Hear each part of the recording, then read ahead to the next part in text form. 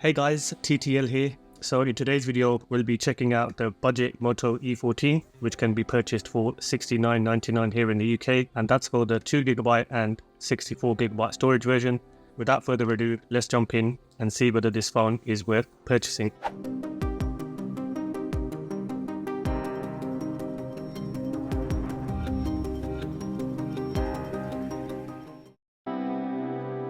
So we'll check out what we get in the box first. Pop open the lid up here on the box. We get the phone sitting on top. We'll have a look at that in a second. Then we have a user guide and safety and regulatory booklets, a SIM card tray ejecting pin, USB-C charging cables, and a 10-watt charging brick, which is nice to see. And then we have the phone itself. For design and build, up front we have the 6.56-inch display with the usual budget bezels. To the right we have the power/lock button and the volume buttons. Around the bottom we have one microphone, USB-C port and the single firing speaker. Then to the left we have the SIM/SD card tray, which can accommodate 2 nano SIMs and expandable storage up to 1 TB. Up top we have a headphone jack and some Dolby Atmos text, 5 megapixel front facing camera along with the earpiece built into the bezel, and then the 13 megapixel rear camera with flash. So this is the pastel purple color and it's a plastic build but still feels reasonably good in the hand. And then build wise, sturdy enough, I can't hear any creaking or groaning, so that's nice build quality from Motorola there. We'll check out the haptics, which aren't the best but okay for a budget phone.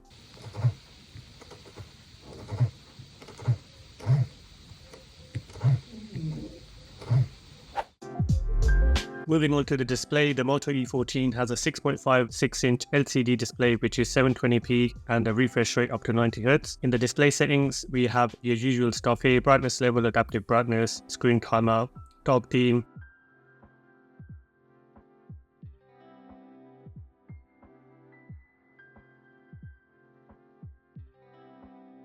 So video display enhancement, which kind of gives it more vivid colors on your videos. Then we also can pick from colors, natural or saturated, and then display refresh rate, auto, 60 or 90. Auto would use AI apparently to always show the optimum refresh rate. And then we have additional settings like ambient display, so tapping the display will wake it up, or moving the phone will do the same thing.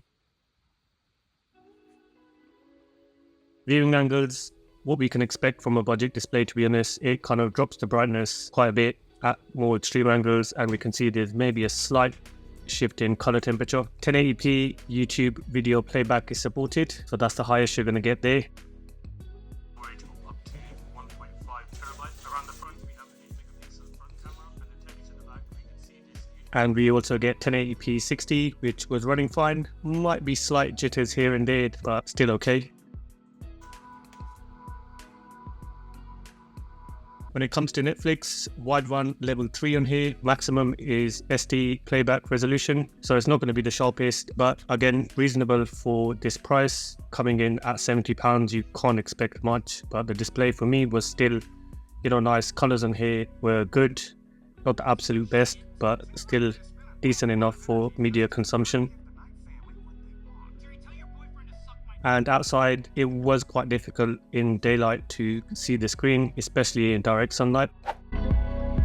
For speakers, we have only one bottom firing speaker, which is Dolby Atmos tuned, so I guess that's good to see. And we can see in the settings, you can have smart audio, or you can pick from various options and adjust them as you please. But we'll have a listen to see what the speaker sounds like.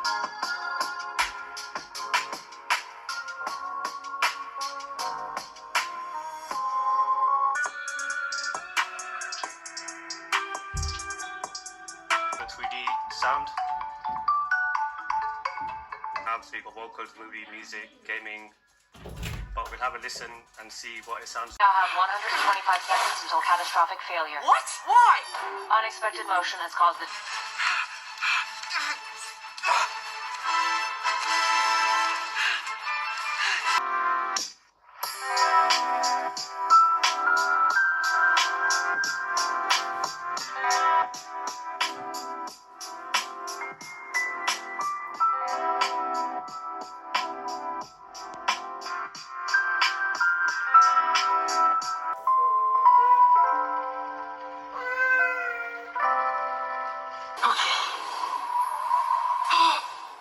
What's wrong? You've reached the southwest window. Why are you hesitating? It's confusing. Never been this high before. You have also not... For me, the speaker was reasonable. In some cases, it did get quite loud, especially when you kind of fiddle about with the different settings in Dolby Atmos. And I found the film one was quite loud. It bumped the volume up quite a bit, but I would say slightly on the tinny side, maybe not much depth. And obviously, bass-wise, you're not going to be expecting much there either. So for the performance side of things, we are working with the Unisoc T606 CPU, and that's about as budget as it gets, but we'll have a look and see why that is. And that comes paired with 2 GB of RAM, which can be expanded up to 4 GB in total using the RAM boost, which uses virtual memory to do so. And the phone is running on Android 14 Go edition, which is obviously a bit more of a stripped down version of Android tailored towards budget phones. And for my benchmarking that I usually do, I couldn't get Geekbench 6 on this one. Even for Antutu, it wouldn't let me download the necessary files to be able to run the benchmarks. I was, however, able to run the PC Mark test, and as expected, quite a low score there. And then we also get read and write speed. So random read and write, 21 megabytes, so nothing crazy. In the settings, generally connected devices, it's just your usual stuff here. Nothing too fancy. We have gestures which Motorola built in, so you can use different gestures to activate different things, which is a nice handy little feature. For security and privacy, we have a bunch of things built in here, and we only have screen lock and face unlock. Face unlock was alright, hit and miss sometimes, but does the job. We'll have a quick look at the notification center, usual stuff for Motorola here. Generally browsing the phone. I have to say, you know, it's a budget phone. It is what it is, and you can only expect that at this price point. So when you're browsing around doing your daily stuff, you're going to notice lags in things and delays. But when it comes to uploading times, yeah, you're talking a second or two. And I did notice through my use in testing, you're going to get hiccups, you're going to get a bit of stuttering here and there, and you might even get app crashes now and then if it gets too much for the CPU to handle. Data speeds again weren't the fastest, but reasonable. And you can see me as I scroll through the Play Store here. You can see it's kind of jittering around a little bit, but nothing too drastic. And because of the 2 GB of RAM, even though I have the RAM boost turned on, when you're opening light apps, you can jump back into apps and they'll kind of stay as they were. As soon as you load something that's a bit more processor heavy, for example Call of Duty Mobile here, which again would take quite a while to load up. So I'm just going to let that load, and then I'm going to come out of here. I get to do that, and if I try going back to any of the apps, we can see they've all reset now because the RAM got occupied by the game, and if I go back to the game, it would have reset as well. So just to keep in mind, the RAM on here is very limited, so you're not going to be able to do much multitasking. And if you're only keeping it to light apps, then yes, you can jump back in, but otherwise everything's going to have to be reloaded. There's no split screen functionality in this phone, which I'm a big fan of, but again, limitations of Android 14 Go edition. And again, another example in YouTube. No split screen. You can have attached external storage, which it did recognize, but I left it for about 5 minutes or so and it just kept saying just a sec. We'll check out some gaming. You can't expect much at all here, so you can have limited games. As you can see, I would normally do Warzone Mobile. That's not available. Genshin Impact, not available, but I guess maybe I shouldn't even be trying these higher end games on a phone like this. Call of Duty Mobile, the previous version, low for graphic quality, and I had the PlayStation controller connected, and I have to say it wasn't a enjoyable experience at all. It was kind of, you know, lagging and stuttering. I could barely play. You can see it kind of skips there, slows down, speeds up again, and that was kind of throughout. There might be moments where it was functioning okay, so I decided to play with my hands. And then at times I thought, oh, okay, it's working now. But then, yeah, look, the game ended there. And I noticed the phone was warming up, and this was probably me gaming for about 6 or 7 minutes, I would say. The CPU is at 42 degrees, so that's heated up quite a bit. We'll check out PUBG. which is another go-to game I usually do in my benchmarks. HD was the highest for graphic quality, and then you can set it to high refresh rate. And again, when you have it on the higher settings, which probably isn't the best setting to have on a phone like this, so you might get away with better gaming on lower quality settings. You can see it's just all over the place. It's, lagging, and this one basically just crashed within like a few seconds of me landing here.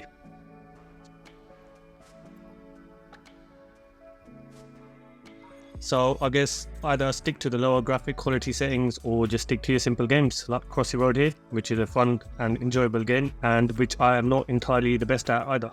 And then Modern Strike Online, which I wasn't even able to adjust any of the settings. This was literally from the get-go, and it kind of crashed within like 4 seconds. So that's that for gaming. We'll have a listen to the call quality, which from my experience was absolutely fine.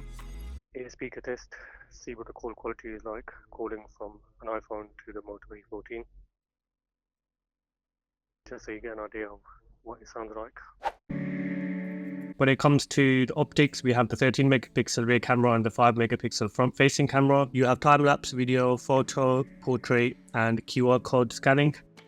For photos, you have HDR, and in the settings, usual stuff here, tap anywhere to capture, shutter speed, assistive grid. In the video, we have FHD and HD as the two captures, and then portrait, you can adjust the strength of the blurring. But we'll have a look at some videos and pictures that I captured with these cameras. I have to say the rear camera was okay for the budget phone. I've seen a lot worse, so they have done a good job. A bit windy out here today. See what the mic sounds like. Now I'm on the wrong side of the camera. Another camera test, see what the video quality is like. Less wind this time.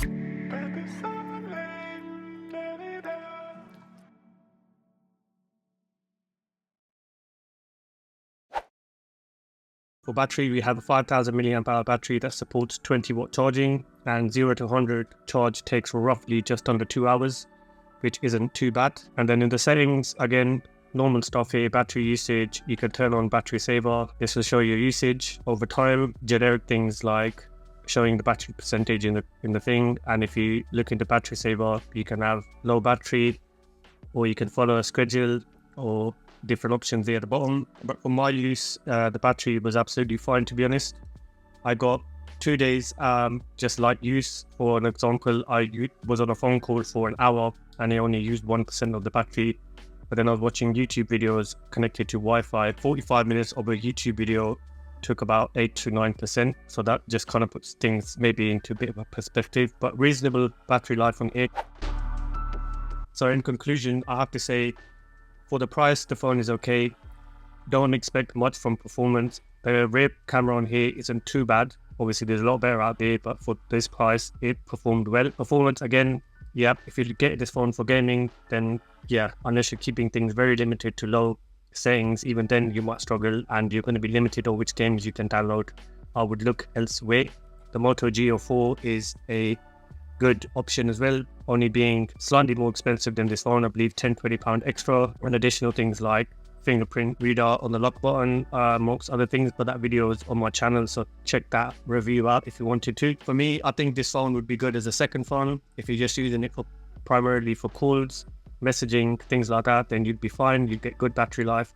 Media consumption, again, would be okay. Not exactly the best screen out there, but still reasonable. And I think personally, for the price at £70, it's a very cheap phone.